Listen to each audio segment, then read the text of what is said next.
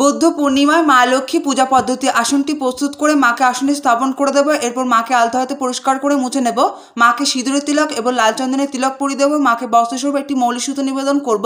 মাকে সাজ সিঙ্গারের জিনিস নিবেদন করব। একটি লাল রঙের ওড়না নিবেদন করব। মাকে চন্দন সহযোগে একটি ফুলের মালা নিবেদন করব। এরপর ঘট স্থাপন করব। ঘরটিকে প্রস্তুত করে নেব। তাই পিতলের ঘটে তেল সিঁদুর সহযোগে মঙ্গল চিহ্ন এঁকে নেব। এরপর ঘরটি জলপূর্ণ করে নেব। ঘটে মঙ্গল সামগ্রী নিবেদন করব। 5 পাতা বিশিষ্ট আম্রপল্লব, পান, কলা নিবেদন করব। সমস্ত কিছুতে সিঁদুরের ফোঁটা দিয়ে নেব। এরপর যেখানে ঘর স্থাপন করব সেখানে গঙ্গা মাটি, ফুল, দূর্বা এবং ধান দিয়ে মায়ের ঘরটি মায়ের সামনে স্থাপন করে দেবো। ঘটাচ্ছাদন হিসেবে একটি চেলি গামছা নিবেদন করবো। পৈতে এবং চাঁদমালা নিবেদন করব। সর্বপ্রথম গণেশজির পূজা করে নেব। এরপর পঞ্চদেবতার উদ্দেশ্যে পুজো করে নেব।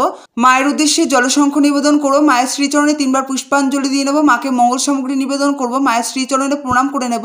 সর্বপ্রথম পঞ্চদেবতাকে ভোগ নিবেদন করব। এরপর মাকে ভোগ নিবেদন করব। মাকে পানীয় জল নিবেদন করব। পুজোর সবশেষে মায়ের আরতি করে নেব। জয় মা লক্ষ্মী।